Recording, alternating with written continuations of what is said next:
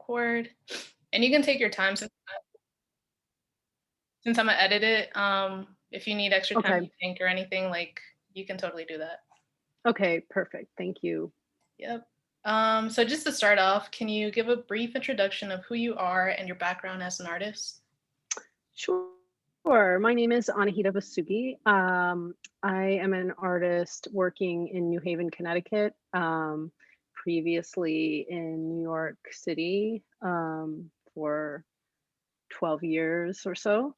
And I moved to New York to go to undergraduate school and then moved to Connecticut to go to graduate school. Um, and that's how I ended up here. Um, yeah.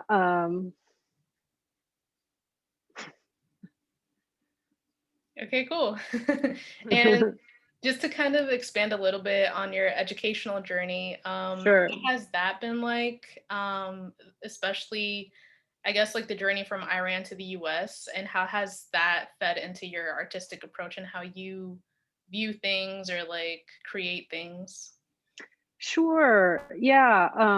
I grew up in Kansas, so my relationship to Iran was through my parents. I was in Iran when I was very young, just a child, and I don't remember being there. And although we have gone back many times to visit, I feel like almost like a tourist when I'm there. I don't feel like I have a whole lot of agency to like speak about Iran in a way that where I can sort of claim ownership to that.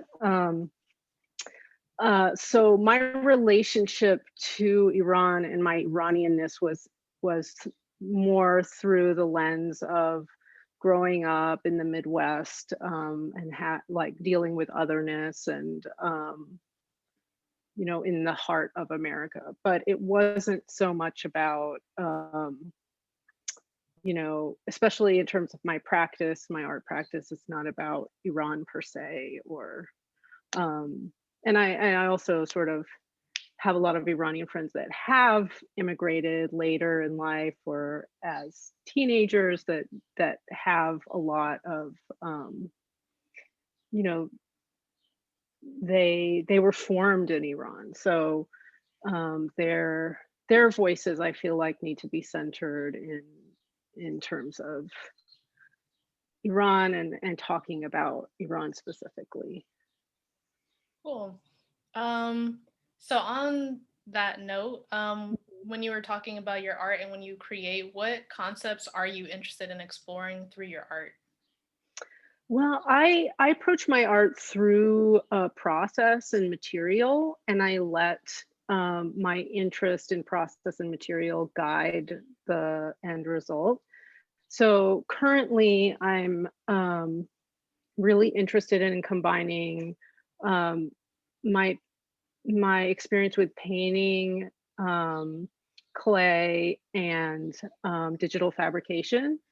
So the combinations of things or how different disparate practices come together and how to sort of mash them together, different processes and materials is how I arrive at things. And I am continuously trying to, add in different ways of constructing things or different materials and figuring out how they will um, come together, the parts will come together to make a whole. So the digital fabrication portion is sort of new to my work within the last few years, and I've been really pushing that to make the form, the painting and the sculpture, those materials, clay and paint, I've been using for a long time. So that's more fluid and more native to me. So but I enjoy adding in processes that I'm new to. So I'm not uh, I sort of surprised myself, and I feel like the work grows through that. And I was also really interested in putting together processes that sort of expand the range of time that the processes have existed. So like going back and moving forward, thinking about how things are made now and how things have been made, and something about putting those things together is really interesting to me. Is there a specific theme that you are drawn to when it comes to creating? Well, for a long time, I was thinking about the body and representing the body in through abstraction and fragmentation. And some of my earlier work feel like body parts or organs or deconstructed bodies. And then um, I started to think about abstraction in nature and started to look at different examples of exoskeletons in beetles and spiders and some other insects. And this came along around the time where I was starting to play with digital fabrication, which were like harder, more geometric forms versus the more um, uh, softer and organic forms that I had been working with before and sort of carving and molding by hand. Um, so I was really inspired by these forms, and I've been making collages using printouts of parts of beetles and spiders and playing with the shapes and seeing what I could get and thinking about the exoskeleton as this sort of um, place of protection that's on the outside rather than the inside. And thinking about armor and protection and how that sort of relates to vulnerability and playing those things off of each other. Yeah, wow. So is that kind of like what you were saying that it kind of leads you to the end result, like especially when it comes Yeah, to changing the materials you were using? yeah, totally. I really follow my impulse and interest, and that can be really frustrating journey because I've always wished I was the kind of artist that was like had an idea or a vision, and then I just try to achieve that vision. But I do not work well that way, and I can't sustain a practice that way. I sustain my practice by following my impulses and following my interests and not questioning them uh, to the point of like sort of beating them out of myself.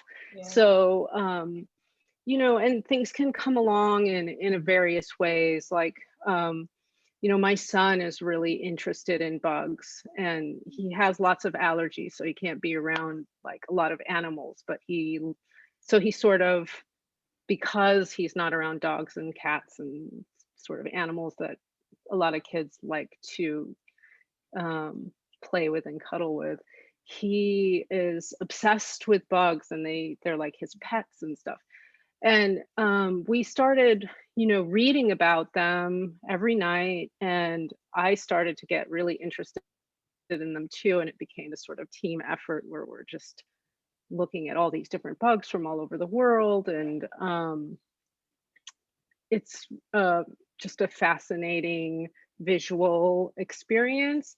But it also related to a lot of the sort of work I was doing about the body and vulnerability. Um, so it just kind of made its way in, things sort of like happen in life, and then you get interested and you incorporate them, and then you sort of push and push and push until they become something else. So, Yeah. yeah. Can you talk a little bit more about the connection between the armor that you were speaking about when it comes to bugs and the vulnerability aspect of it? Yeah, I think that there's certain times that certain objects or colors or surfaces or visual experiences or certain things in nature become more than what they are. They become like metaphors or almost like if in a poem you're using a metaphor to you're talking about it, but you're really talking about something else. Um, so for me, the exoskeleton or armor became not about armor, but about vulnerability, or like why would a person need armor? Or why do animals need to protect themselves? Or what is self-protection? And what are different ways that humans and animals um, shield themselves or protect themselves? And there's a lot of beauty in that, but there's also a lot of vulnerability and sort of like going from a place where I'm making these organic forms where I'm sort of constructing the vulnerability. um there's something interesting to me about implying that Mm. through something more rigid, rather than displaying that vulnerability. So I'm sort of moving to the other end of it, but still talking about the same thing. Yeah, so it seems like also like you're kind of connecting like human, just like human nature to actual like nature, which is really Yeah. interesting. Because I would have never thought to look at bugs nature, but that's really interesting. Um, okay, so do you consider yourself a diasporic artist? And how is this experience reflected in your work? It's funny because Yulia had sent that question, and I spent a long time thinking about that, and um, hadn't ever been asked that question so directly.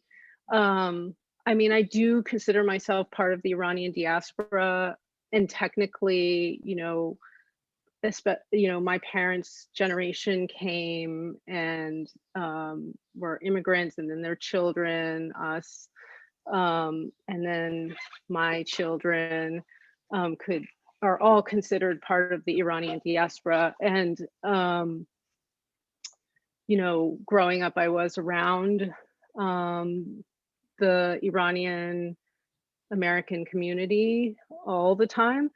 Um, but when say, I feel like if I say I'm in, if I consider myself in, how did you term it? Iranian Uh, dias, yeah, just a diasporic artist. a diasporic artist. Um, I feel like if I claim that, I'm sort of decentering a narrative that sort of belongs to someone else in a way. Mm. Um, and I'm sort of uncomfortable doing that because there's a lot of important art coming out of Iran and by Iranian artists that have recently immigrated that I think is really important and often overlooked and overshadowed by Iranian artists who immigrated here before the Iranian Revolution or are the children of those people, like me. So yeah, so I've always struggled with, you know, that. Mhm. So I don't really know how to answer That's fair. that. Um, ooh, my notes just went away. So can you speak on your creative approach and creative process behind the exhibition pieces that are going to be featured? Yeah, so I think picking up on where we were talking about before, um, in terms of process and material, sort of following the lead. I think I'm coming from a place where I was hand carving and hand modeling forms, Mhm. and they were often organic. And I would be like sort of pushing different materials together.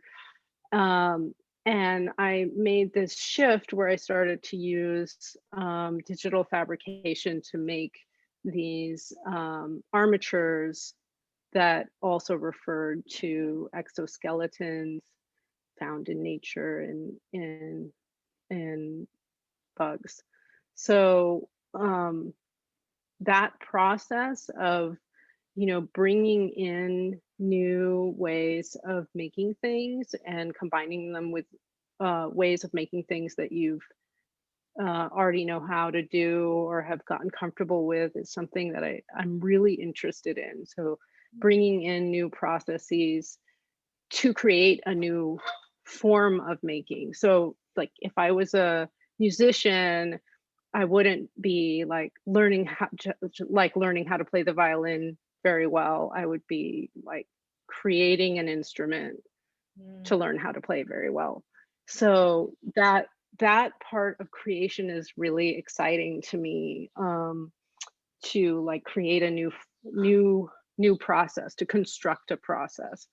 And that dictates what gets made or partially dictates it. There's also all sorts of like decision making about material and surface and texture and color and form that happen just like in traditional painting and sculpture. But that sort of like clunking together, Frankensteining a process is really for me full of its own content and reference.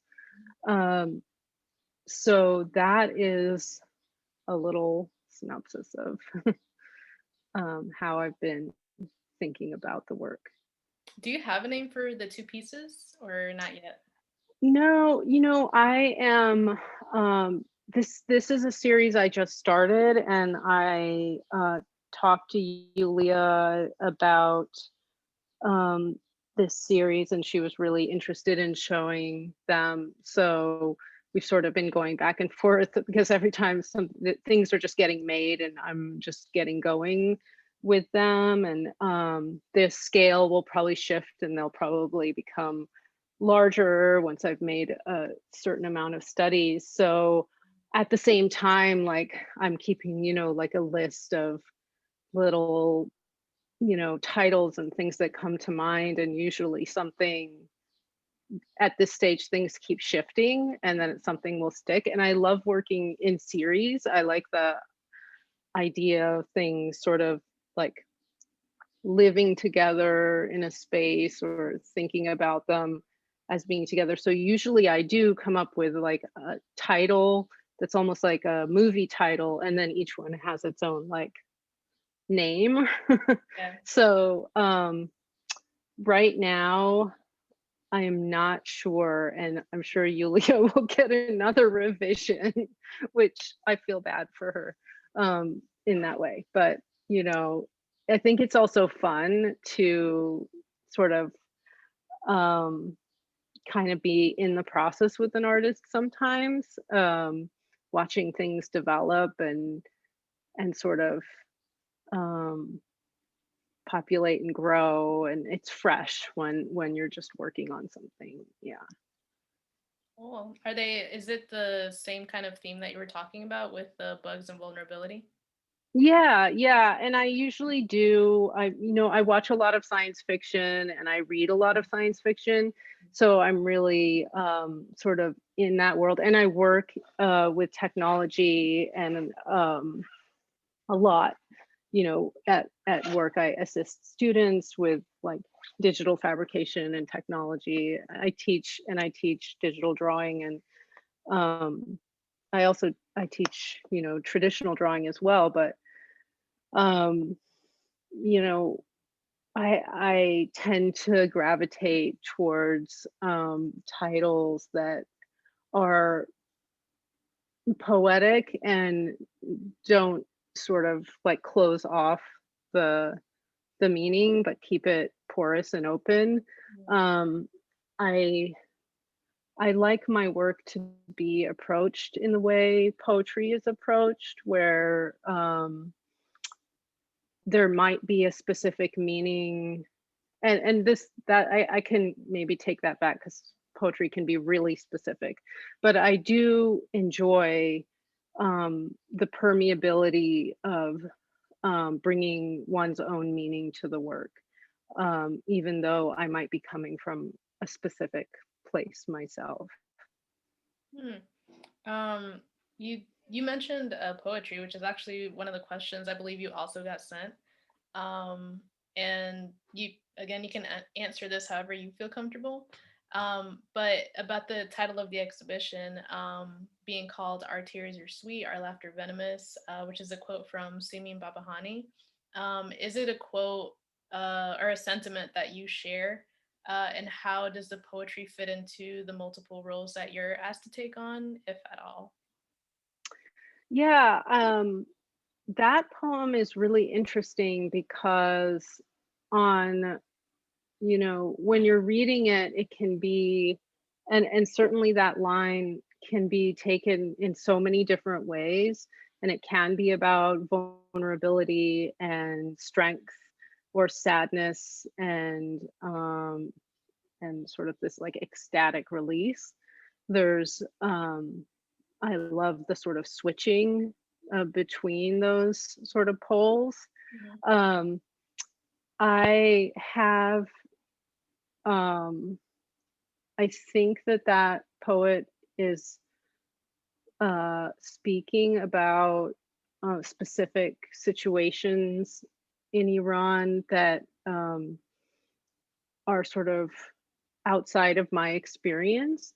So, but even so, I feel like a different artist or a different person would get a very different read from it, especially if they had like if they grew up in Iran and they had like the experience of growing up post revolution in Iran. So I'm sort of reading it in a more I'm sort of like reading it as is. Mhm. Um, and I think that's um, where I'm coming from with that. Great. So what is it that you hope viewers take away from your work after viewing it and after going to the exhibition and getting to experience it? What do you hope that they ultimately walk away with? I like I really enjoy when people have a visceral experience related to my work, like a like almost like eating or hearing music, like an emotional visceral experience through the material and the color and surface and texture, form. And that's really important to me. And that over time, the references of the materials and the references of the forms will come slowly and make sort of a larger context for that visceral experience to fit into a more specific context. But that original visceral experience, that material experience, is really important to me. Important to the way I make work, to be engaged with the materials and the process and to like enjoy it and to feel pleasure making it and to give pleasure with looking and like and yeah, I think that that is um ultimately my goal. Yeah, I think that's something I've been hearing from every artist so far that I've interviewed is just like the layeredness of their work is like something that they really hope that people look into. Um, Hmm. because I mean, obviously when you guys create, like there is like intention behind it and there's meaning behind it. So how I guess like how do you hope that viewers look into that like multi-layeredness in your work? Hmm. There there was an artist earlier who hers was kind of like I think it was like I forget what specific material it was, but it was like layered materials, and it was about lingerie. And she was saying that Was in it the Ozita? yes. Yes. And she was saying that she was hoping that people looked, past just the image of that and Hmm. at the actual detail of it and the message in it. So, how, I guess, like in your work, how do you, or how would you want viewers to kind of go about that process? Well, it's interesting because Ozita is referencing women's lingerie or dress and like there is an element of that in that I'm using fishnet stockings in as a material, and that material has its own connotations, um with covering your skin but leaving it exposed at the same time. It's like a ornament for your skin, but it's also, um, it's not necessarily protective, but it's, um, you know, it's a way of seeing both at the same time, the clothes and the skin.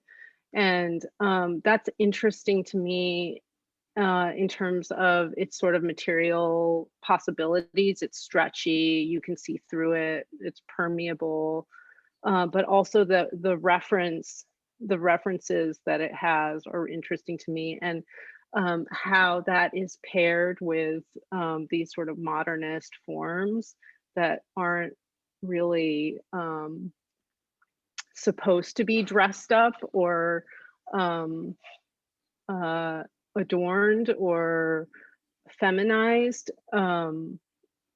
There's But these are sort of like up here, these thoughts, and they're interesting to me, and they move me and guide me. But I think that impulse, or that first sort of like feeling, information that goes to the viewer is really, really important, because without that sort of um draw, and sort of visceral draw to the work in a material way, those sort of nuances of reference kind of get lost. Like, Mhm. I could just put a fishnet, I could just pin a stocking to the wall and you know pin a bug next to it or something and you just Yeah. be done. But there's the reason, you know so I try to, even though I have, there's sort of um more verbal reasons for things and why they are together or what I'm thinking about. I try to sort of make the primary mode of expression through the sort of abstract, which is like the texture, the surface, the color, the form. And I take the materials, and even though the material has reference, I still think of it as a material that needs to be transformed and manipulated, and um, that has the same potential as paint, or um, it's not enough to me that it's like this material plus that, or this idea plus that equals this thing. There's the art of it, the poetry of it, that is important to me. So when what I want from the viewer doesn't need to be a specific, or what they're going to walk away with different things, but hopefully that visceral experience will be present. Yeah. And I think you're right. Like, as a viewer myself, like, I feel like I don't necessarily may not understand like the specific reasoning behind materials, or even like be able to discern like different materials, but I do think, like you're saying, kind of the poetry of putting it together definitely creates like kind almost like an emotional response to it. Mhm. And as a viewer, you don't always necessarily understand why, but it's the way it's put together. So it's interesting that you said that you use fishnets because that in itself, like it speaks about vulnerability. And I feel like Mhm. that can create kind of that connection in all of the like materials and pieces that you're putting together. So that's really interesting. Mhm. Thank you. Um, yeah, and then so last question. As an Iranian woman artist working in the US, what additional thoughts would you like to share in reflection to the experience? Yeah, so I think like there's a lot of um, artists working right now that are dealing with issues surrounding um, otherness and how uh, and sort of switching between identities. Um, I don't know that um, I don't know. I think that the switching, like a code switching, happens when you're sort of navigating different um, scenarios as any hyphenated person Mhm. um, in the U.S. And um, that I think was sort of a very prominent part of my upbringing, you know, being raised in Kansas, learning how to code switch and how to navigate situations, you know, that were really different from each other. And I definitely brought that into my work later as an artist. Um, and, you know, for a long time, I was sort of confused by how confusing my work was to me, but I ended up really embracing the sort of um, the form of assemblage, which really was about in its form in its process about bringing things together that didn't necessarily belong together. And even though the artists that originally I was looking at that were making assemblage were more, you know, in the round and you could see the parts very clearly. I brought that back into my sort of hybrid painting sculpture practice um, in ways that were about bringing really disparate processes together. And that really informed my practice. And I think um, sort of that creation of new processes or forms in itself is is part of that content. You know, something new comes out of things that have may might not feel like they belong together Mhm. originally.